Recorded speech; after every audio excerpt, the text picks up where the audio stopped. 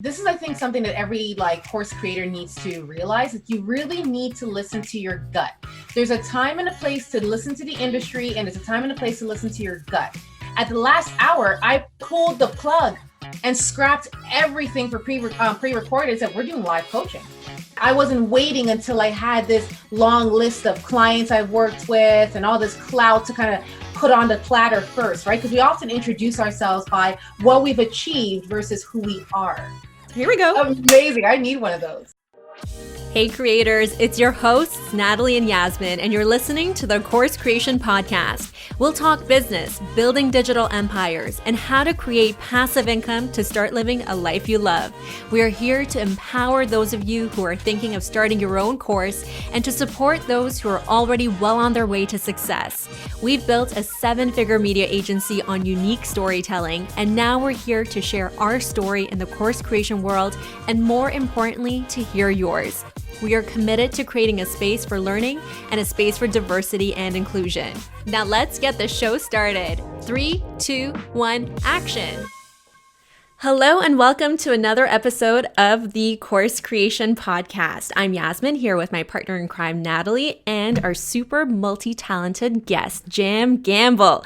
Jam is from our hometown, Toronto. She's a media personality, speaker, a public speaking coach, and a leader who encourages everyone to slay the mic. We're going to get into more of that and what that means shortly, but I'm just going to keep on going here because I'm not done yet. Jam has a brilliant gift of being able to connect to any audience. Her energy, her raw and relatable conversational style, and natural ability to tell stories always takes you on a journey. Jam is on a mission to help people build their confidence and amplify their voice. She inspires people of all ages to not only love the sound of their voice and inspire the world with their ideas, but for everyone to communicate more meaningfully with one another. Jam, it's so great to have you here. I'm so excited. Was that my bio? Did I write that? Or because if I could get a copy of what you just said.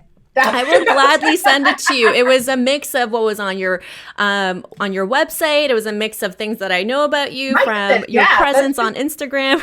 Just save me the hassle of hiring a copy person for my bio. So just send that over. Will do. No problem. It's on its way. So yeah, thank you. I'm excited to be here and talk about course creation because it still blows my mind. I'm a course creator now. You are, and we've been following you on social, so we know that you've recently launched your course. But before we, dive into all of that, let's go back and talk about Jam growing up and sort of what led you here. Yeah, I don't know what led me here. I honestly, I don't. Everything I've been doing has been quite impulsive. So growing up, I was a talker. I was a kid who got into a lot of trouble for talking. My mom was a immigrant mother, and any type of negative feedback from teachers was a reflection on her. So she thought it was a problem too. So as long as I can remember, everyone thought my excessive talking was a problem. And then there were moments where I was like, okay, don't talk, you always talk, just shh, shh, shh. And then yeah, I started to own it as I got older. And then when I accidentally launched my TV show, that wasn't in the cards at all. Because first off, everything I'm doing now was never on my radar.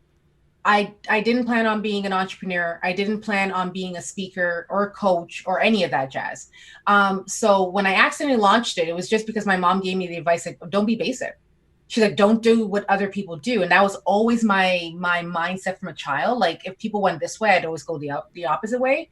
So when I launched my TV show, because it was local community television, I never had a teleprompter or notes. So it's what helped me formulate my thoughts and ideas in real time. And I didn't realize that having that TV show would be the baseline for catapulting my career. That wasn't in the works at all. That's amazing.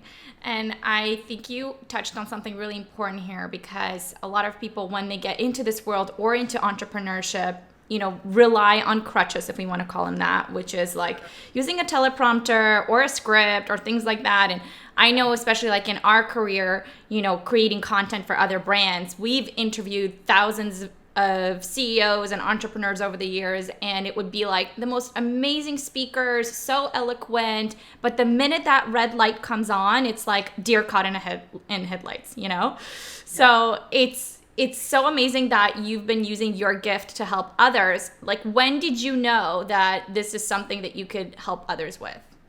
Didn't know that either. So shocker. What happened was in the midst of having my TV show, I impulsively applied to be a TEDx speaker. Didn't really think too deeply on it. I just figured that it'd be really good for my reputation and building my brand. And they thought I'd be better suited off as a host. And I was like, okay, cool. Like, how hard is it going to be to host a TEDx event? Oh, super hard, because what they want you to do is to hook up with a speaking coach, which I didn't even know speaking coaches were a thing. I didn't even know, like, people get coached. Like, this is a thing. Okay, cool. So work with the speaking coach. And she's like, yeah, I need your intro for the day and your intro to each speaker. And I need it written out. I was like, I don't do that. Like, I don't write things out. Like, I'm a winger. Yeah, you can't wing it at TEDx. Yeah, but I'm a butterfly. Like, I wing things. And I managed to convince her to let me wing the whole day. When at the end of the event, she gave me her business card and said, this is not for you. It's for someone who needs it, because you clearly have something. And I think that was like the first time someone really appreciated my talking and my voice. And then when I started to get into events and just doing little local events, when I would be done, I get off stage and go, okay, that's done and over with. People would always ask me, how do you do that? And I didn't know what that was, because it was just something that came, like, I don't know, I've just been doing this. Like, I'm a talker, I'm loud, I'm very extroverted, that when I really sat down and thought about what it is I do, then I made the decision, you know what, maybe I could help other people do this too. And the clarity I have now in my program is not the clarity I had in the beginning. I just knew what I wanted to do. I wasn't clear at first how I was going to do it. I love that. I love the part where you say, like, you know, that whatever it is that you do that people ask, how did you do it? It's like, if you're working on trying to figure out what your zone of genius is, if you're being asked those things, if people are wondering how you're doing what you're doing, that's it. That's your zone of genius. Yeah. So your description of that is perfect. Thanks. So, all right. So you got that feedback, like, you don't need help with the speaking thing. I mean, how did you get here? Because now, you know, we're kind of living in a virtual world. So you probably did some one-on-one coaching here and there. How did you get here where you're actually creating this program virtually? One-on-one coaching with who? Oh, I'm wondering, did you do any one-on-one coaching? Like, did you help clients that you did one-on-one coaching with? I help clients. Yeah. I thought it was me. I didn't do any coaching. No. Everything I have done in the past 6 years has been impulsive. Everything. I am not a planner. I'm a jumper. And when people jump, they normally think they're going to fall flat on their face. I jump and trust that my parachute's going to come out and guide me where I need to go. So in terms of one-to-one, when I first started, I was doing group training because it was a little bit easier to do group training. And then I got into one-on-one training. But the way my program has evolved over the years, it constantly is changing to reflect the times and things I learn through people. Like, even though I knew how I could help people, I had to actually go through it to see how I could help people. So I kind of worked backwards. I didn't spend a lot of time creating this outline and the steps and what it's going to look like. I went off feeling. And every person I worked with was different. Everyone's needs were different, which therefore made me realize that not one mic fits all. You know, not everybody wants to be a motivational speaker. Not everybody wants to go on stage and be this entertainer. Some people just want to love the sound of their voice. So all of those people I came in contact with, their stories, the journey I went on with them helped shape the program over the years. So again, there was no cut and dry plan of how I was going to execute this. It was just going along the way and learning and growing at the same time. Sounds like it's a lot of testing the market. Always testing.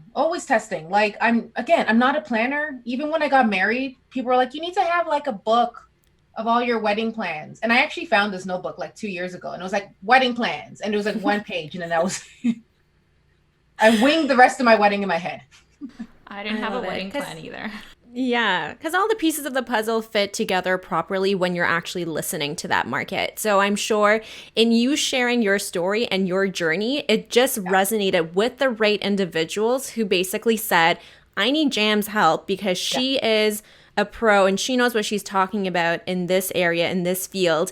And I've got a couple of questions for her, or they just, not even questions, but they share something Yeah. that resonates with them. And that's how you grab the right information to understand, okay, this is what so-and-so needs. But you see consistency in what people need to be able to formulate like the new phase of your course. So you are currently hosting your course on Thinkific, Yes. right?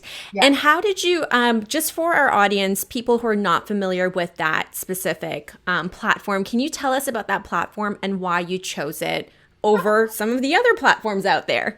Okay, so I have to take it back a little bit. One, first off, I think what makes me different in my approach to things is that normally when you see people become coaches is that they've gone through everything for X amount of years and now they're no longer like active in the industry and now they're like, okay, I'm a coach. But I'm a coach and I'm a speaker. So what I'm doing for myself, what I'm learning about myself in the industry, I'm now able to take it back into my program, which makes me kind of stand out from the rest, right? So people who normally want to work with me, they see me in real time doing it, and therefore it becomes a little bit more believable what I'm able to offer. In terms of the platform I decided to choose, years ago, I had a client that I worked with who was overseas, who felt really envious that she couldn't come to any of my in-person sessions. And she's like, it's not fair. Like I catch the tail end of it on Instagram. And, you know, for all of us international mic slayers, how can we connect with you in real time? So where I was in the program, it was probably still in the early stages. I think I might've been like year 2.5, almost like creeping on to 3. And she was like, I would love to help you create a course because I created my own course and I would love to help you create a course. And I was like, okay, I never even thought of my program turning into a course. I was very unfamiliar with the course world. She introduced me to Teachable. We had set something up on Teachable, was working with her. And this is, I think, something that every like course creator needs to realize that you really need to listen to your gut. There's a time and a place to listen to the industry, and there's a time and a place to listen to your gut. And no matter how I went about this, I just wasn't feeling it.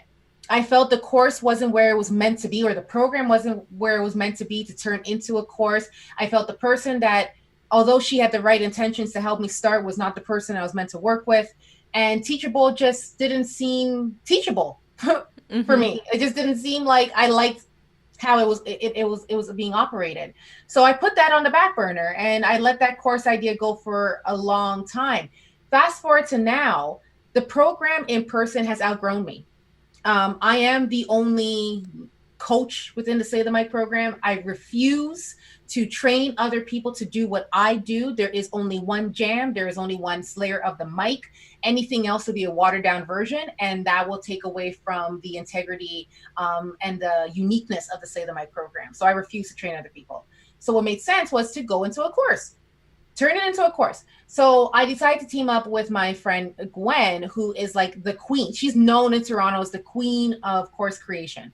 And when I asked on Instagram, hey, who should I talk to about course creation? Everybody's like, duh, Gwen. And I was like, all right, cool.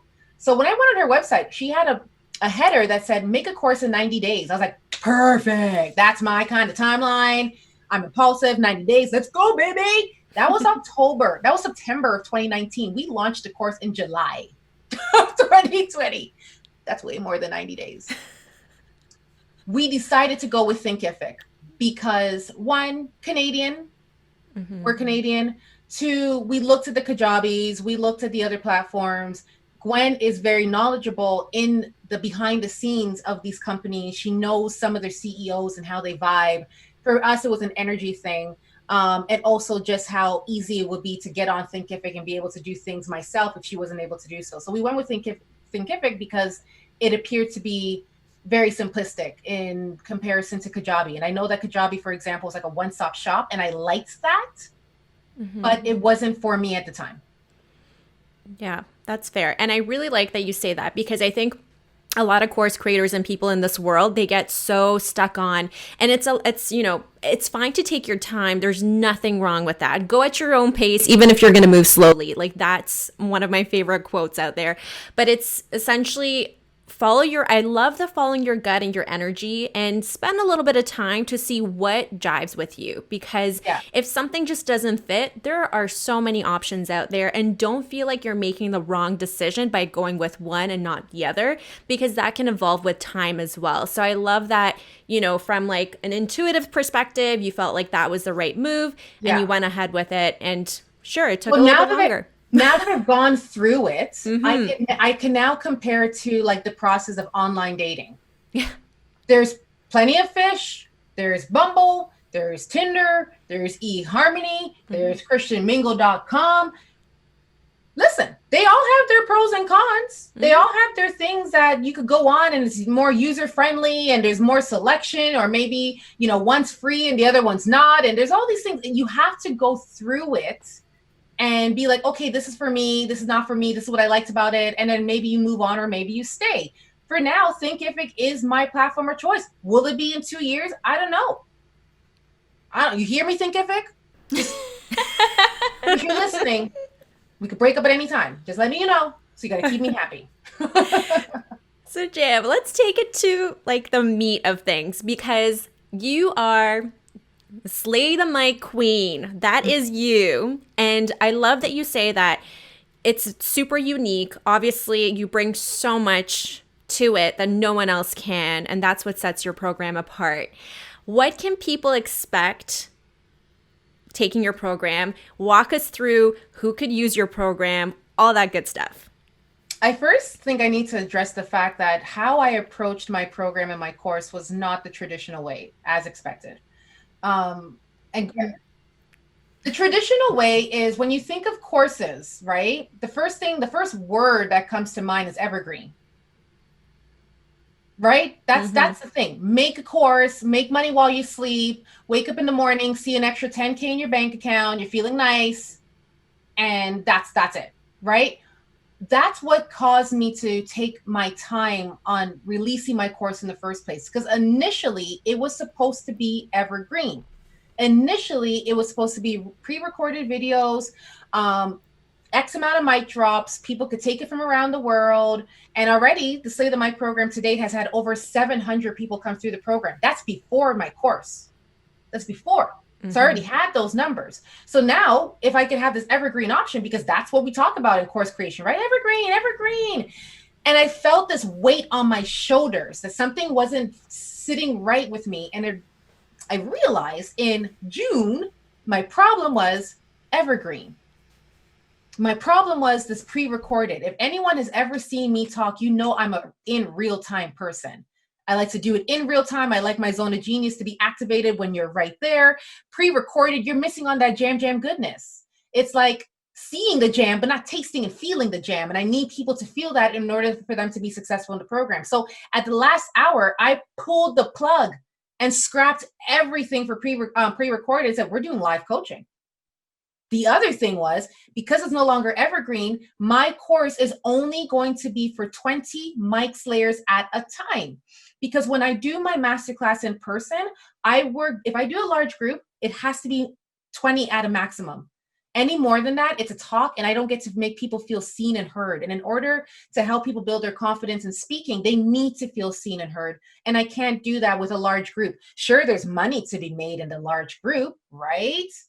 But the integrity and my values and how this program was designed in the first place, small, intimate learning experience. So for people who are uncomfortable with speaking, who are shy, who are still working through a lot of their discomforts, when you come into this intimate learning experience, you don't feel as exposed. You still feel that you could be vulnerable, but you're learning at the same time. And most importantly, you're feeling supported from beginning to end. So that's what makes my course completely different than other people's.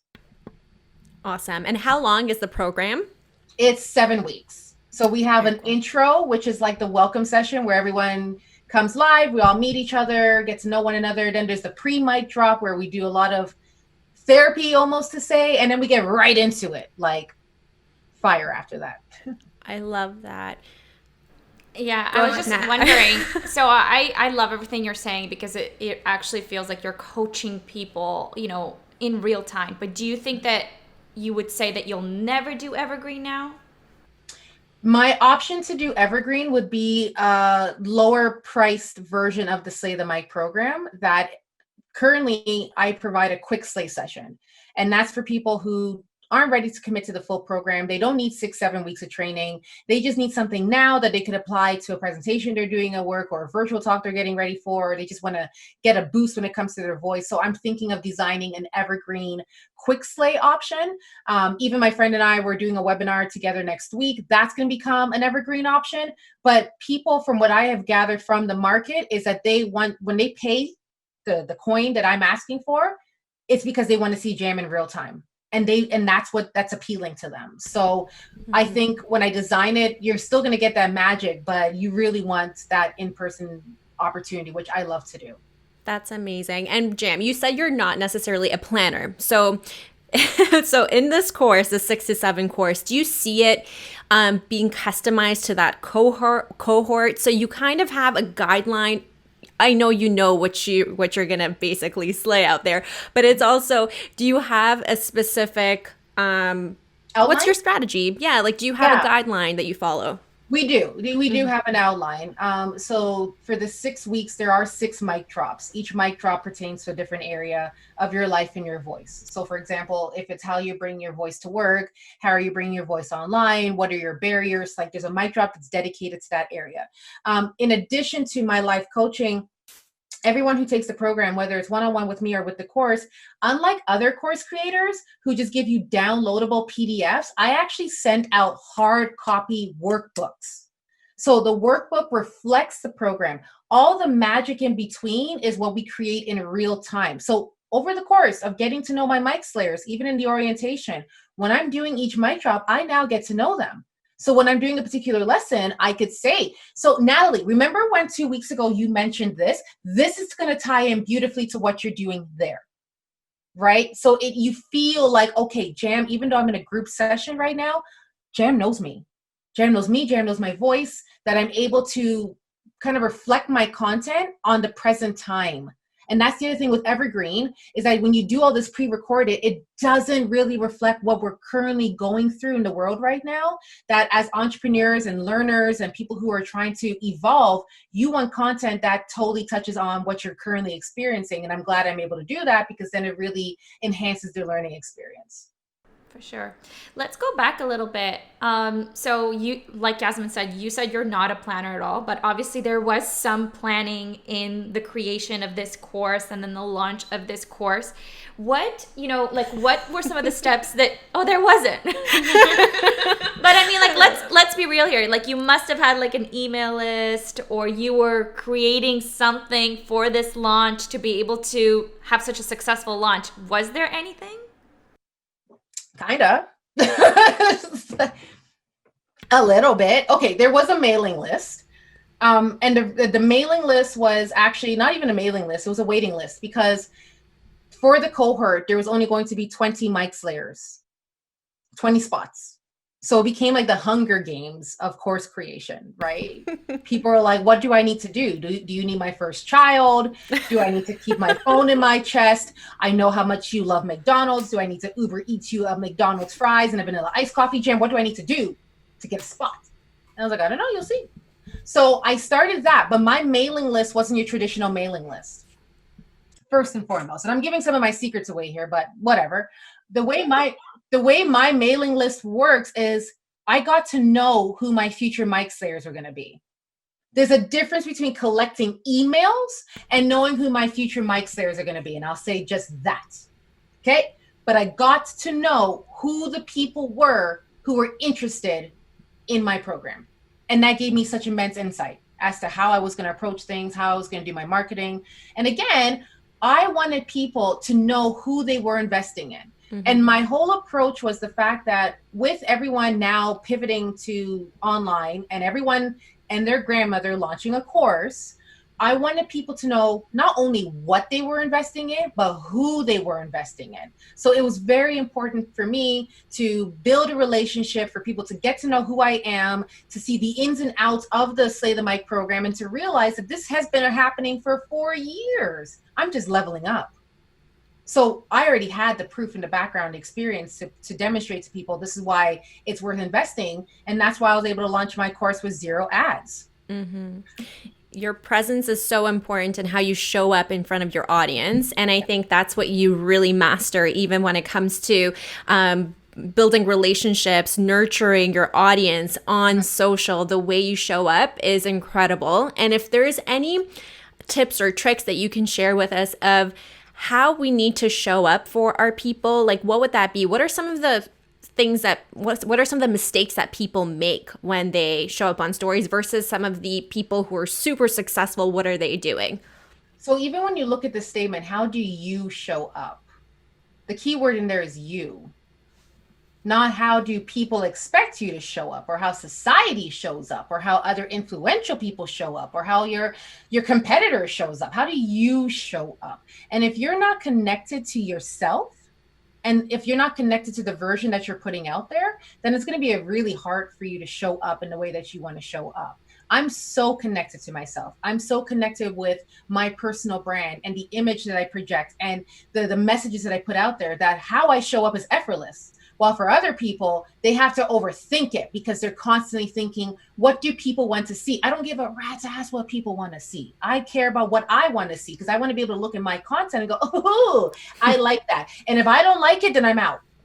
Mm-hmm. So I show up for myself first and foremost, and then I show up for people because I can't put all my trust in people. So when I put that out there, I'm telling people, like, show up in a way that you feel connected to it. That's you. You could sleep at night knowing that what you put out there, that's you. That's not someone else. You're not pretending to be someone that you're not. Like, you're connected to it. Like, that's the first and foremost. If you want to be successful, it's embracing the highs and the lows when you're showing up, right? And I've been very transparent. And I think we're mistaking transparency with vulnerability. And people are like, oh, I need to be so vulnerable. No, you just gotta be honest. Just be honest, be real. And when you're honest and real, people see that. And therefore it encourages you to really show up in your true, authentic self. And that's what's been working for me ever since. And I think people failing is because they're putting too much thought into who they are and they're not remembering who they are. I can totally see how part of your coaching is a total therapy session because, you know, as you're speaking, I'm thinking to myself, you know, that's a huge mind shift. Yeah. You know, like getting on camera and just being really yourself, being really authentic is a huge mind shift for many people to overcome, because then it's like, are you okay with who you are? Are you happy with who you are? Or do you feel like you need to put on a face, or you need to put on what you think other people need to hear? Or maintain it. Like, people are like, oh, I'm exhausted. I'm so tired. Why? Because you're maintaining something that's not you. And of course you're going to be exhausted. You're working double time. Versus who you see online when it comes to jam is the exact person you see in person. Like, there's no disconnect. So therefore it's really effortless for me because I don't have to think about it. I'm just me. Yeah. For our listeners who are relating to this whole conversation, what are some of the other barriers that hold people back from really showing up as themselves? Is there like common barriers that you're seeing? Vanity, right? We get caught up in numbers.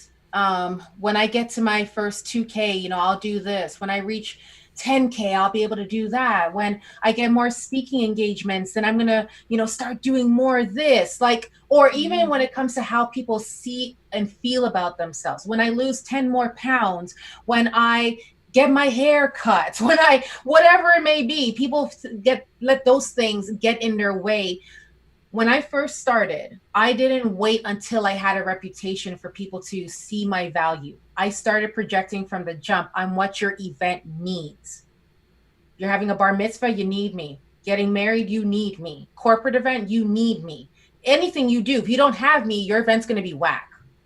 So I was already saying that from the beginning, that I wasn't waiting until I had this long list of clients I've worked with and all this clout to kind of put on the platter first, right? Because we often introduce ourselves by what we've achieved versus who we are. So we get caught up in those stupid details that, guess what it's doing? It's just dragging you down instead of raising you up. Now, because I have more followers and more, you know, people know me, okay, fine, I'm going to leverage that. But that's not going to shift how I put myself out there. Metrics or not. So people need to let go of those false motivational factors or false like glimpses of hope that when I have this, I'll be able to do that. Let that go. Let that go. Start where you're at. I think that's so true for the course creation world too, because I think we feel like we need metrics to prove that we have value. And it's so true for this industry, because even when you're starting out, like you said, you had 4 years of experience before you leveled up. But a lot of people who are getting into this, they're not sure what their zone of genius is just yet. They're not sure where to start. It's like, do you, as a successful course creator, believe that that person can level up not having that experience? I think you could. I think you could, because if you want people to believe in the power of your course, you need to believe in its power. You know, and I'm a part of like the Thinkific Facebook group, and I'm reading all the stories, and there are people who are like, you know, I don't quite feel ready. I need to make sure my funnel's intact. I need to make sure all these things. And I'm like, stop. Because the thing is, like, as your course grows, so will you. So you're constantly going to be working and tweaking it. So don't wait until it's all good and ready to put out into the world. There's still things my course can do. But my gut told me, launch now in the middle of a pandemic when people possibly are unemployed and don't have money, but you know what?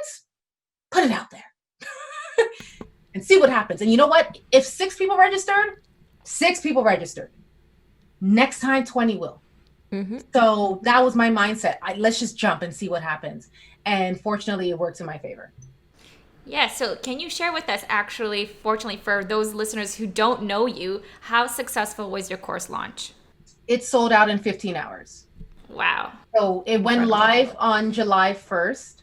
And we needed to do a whole other podcast about how my anxiety was leading up until like the Let's talk about it. That's important to talk about. We have time. We have time. Okay, you're right.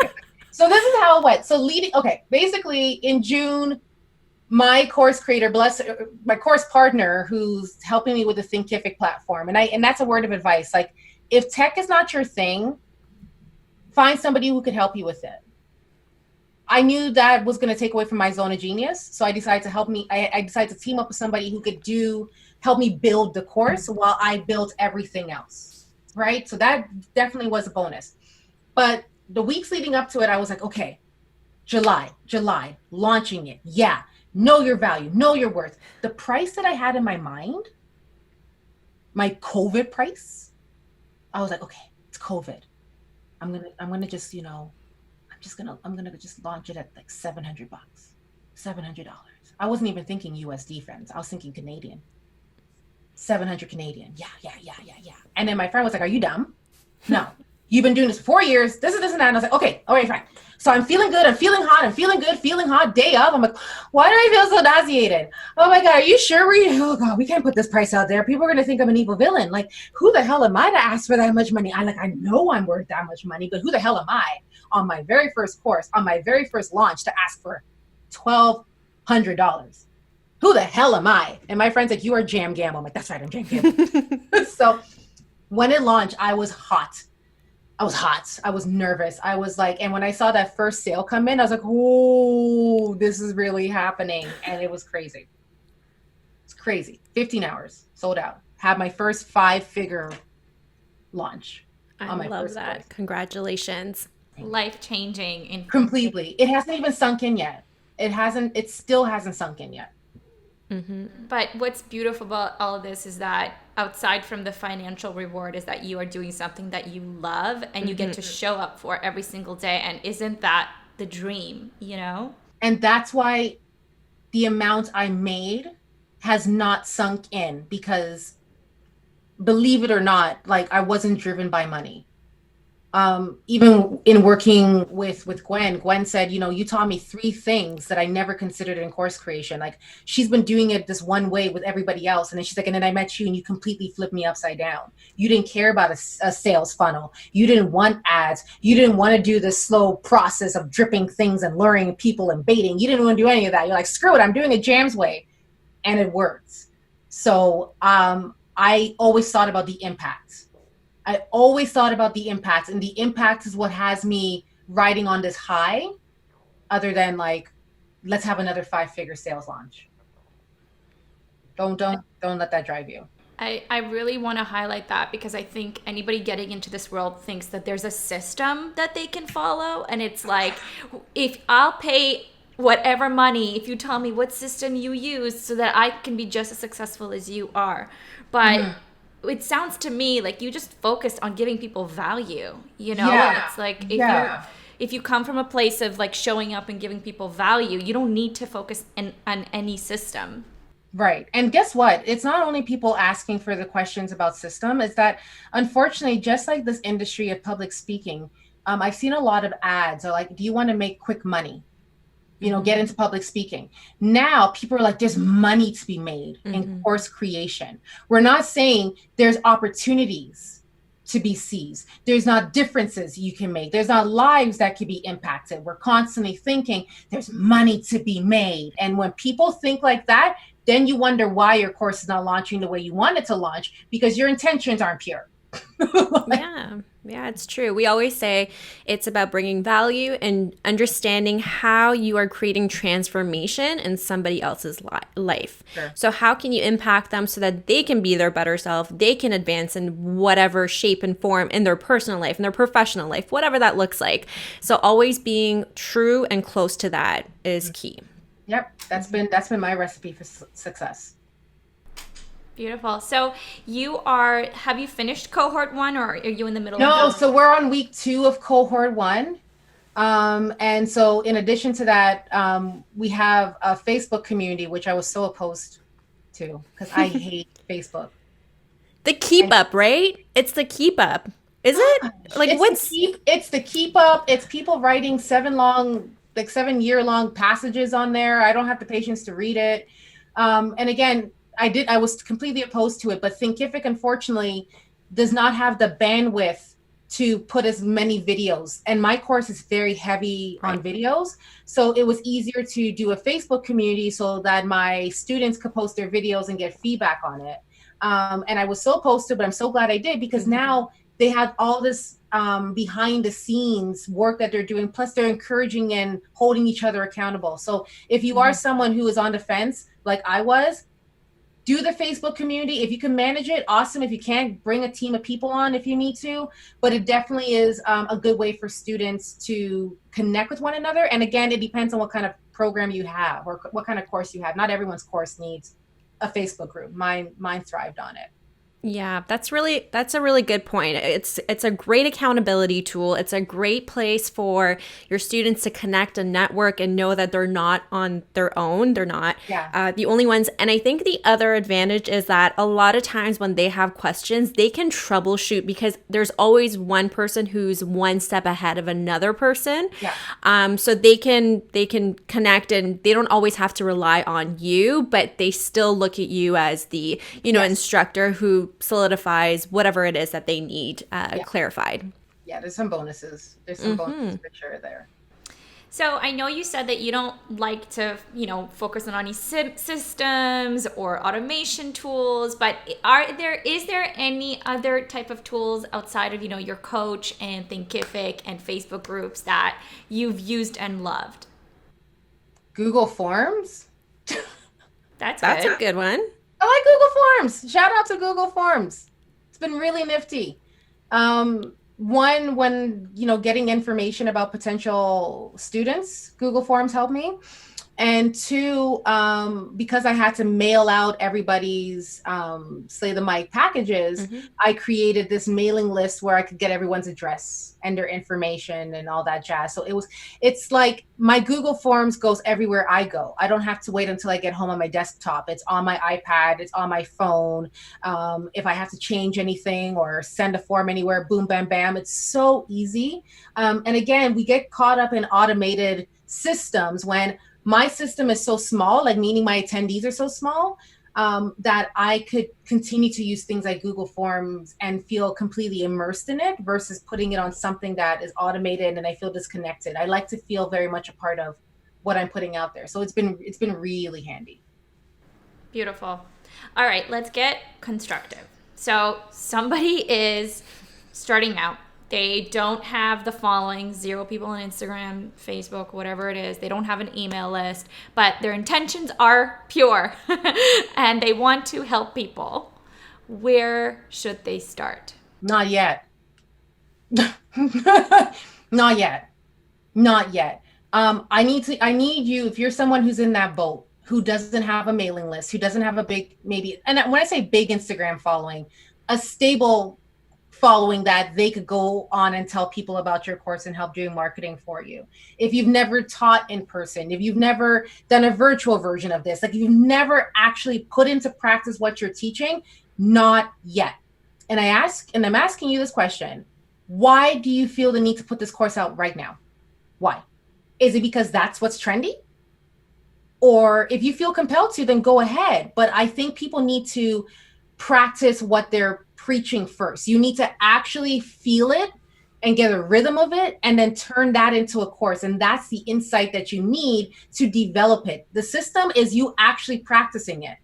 You've tried it on students, you've gotten feedback, you've gotten testimonials, you've seen how you are as an instructor, you've practiced doing the videos. And then when you've had all that practice, then putting that energy into the course. But if you don't have anything to kind of rely off of, I think it's going to actually take away from your motivation and your momentum. And then you're going to be left trying to figure out where to begin versus like, say, someone like myself who's been doing it.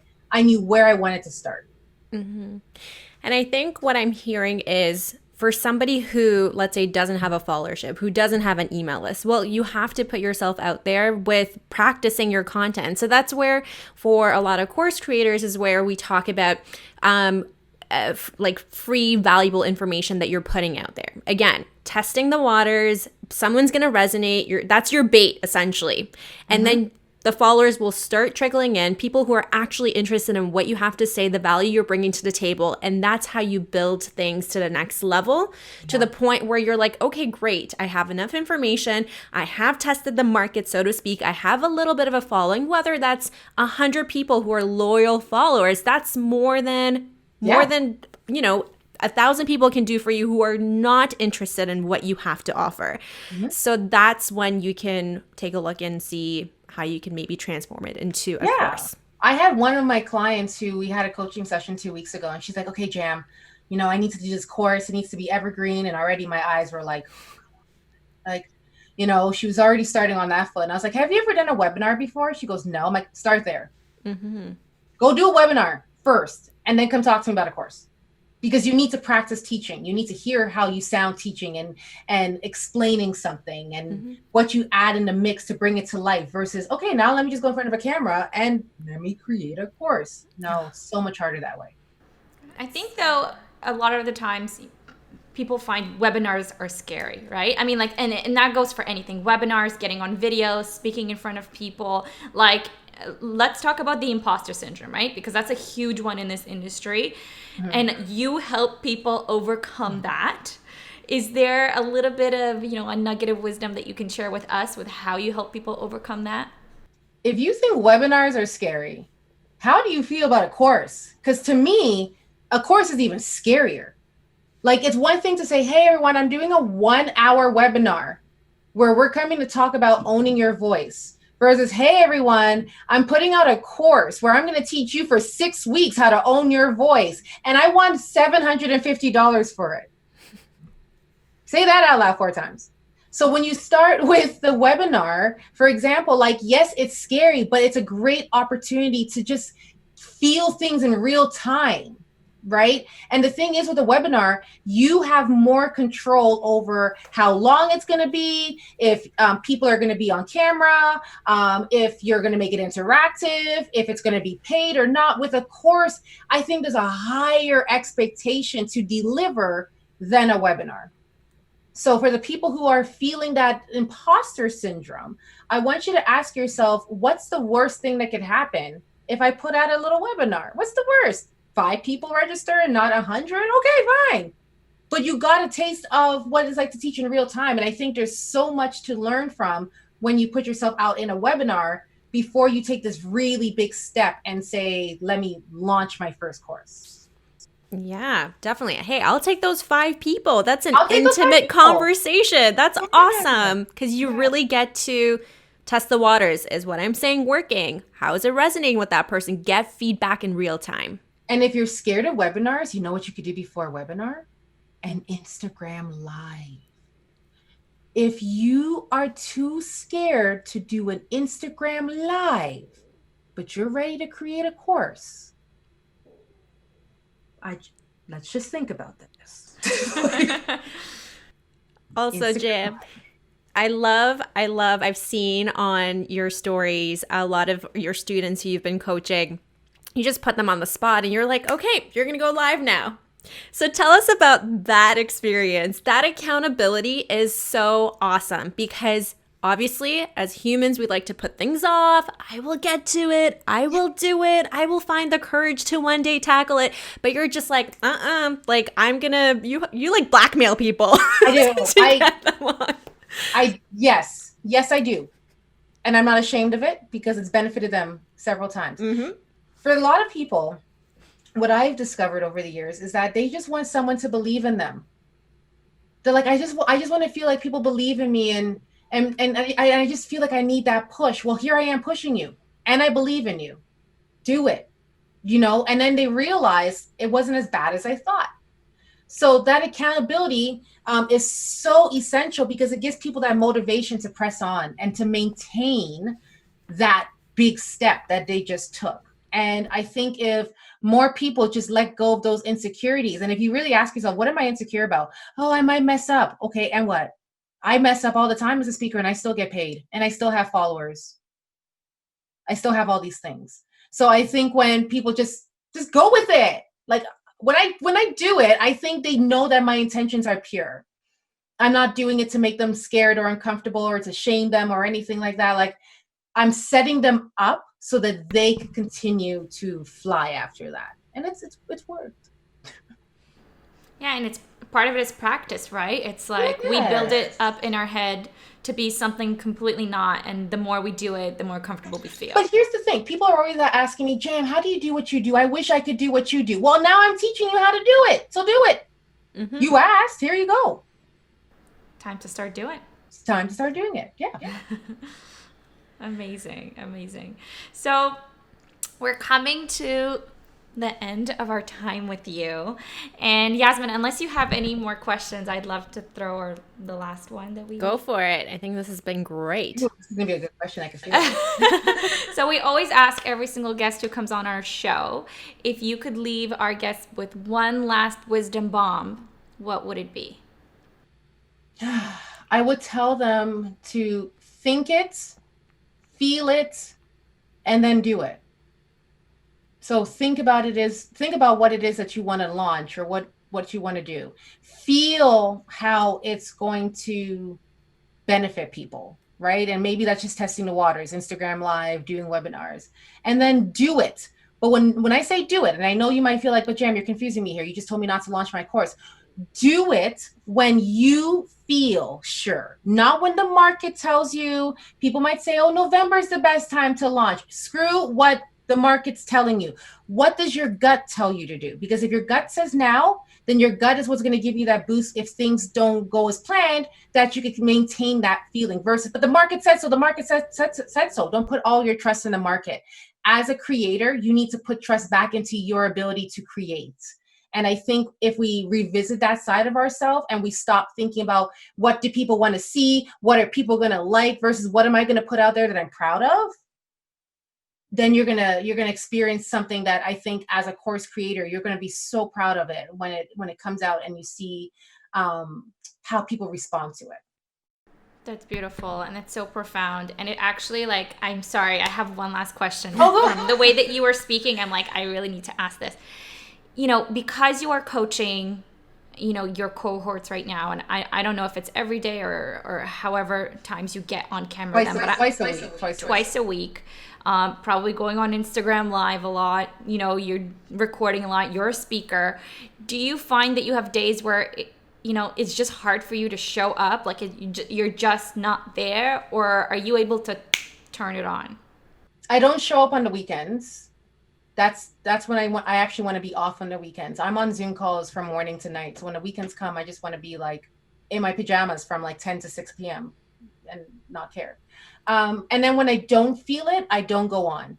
So I don't have a schedule for my posting. I don't make false promises. That's why my podcast has like just been stagnant, because I really go off of my energy and my creativity. And if I'm not feeling it, I'm not doing it.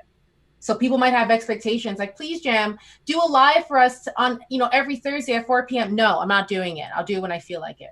And that's what keeps me running, is that I'm doing things on my time and in my terms, and not when people expect me to do it. Beautiful. Yeah. That's great. That's great. Well, it's been such a pleasure speaking with you. You are like such a bunch of energy. I love it. And it's like you brought it today. And I asked that question because that was me this morning. I'm like, I don't have it in me today, but just like being with you, it's like, now I'm here. So well, maybe you might need to talk to me at cohort 2 and see if I do anything. Yeah. If I do anything differently. But I'll leave you all with this one last thing that just popped into my head. I knew in creating my course that my biggest weakness was copy. I really don't like saying it because it's negative to say out loud, but whatever. I really don't like writing.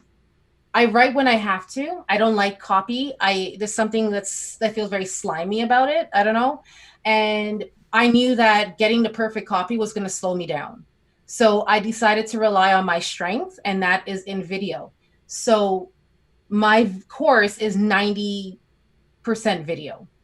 My lessons for each week are in video. Mm-hmm. There's not copy.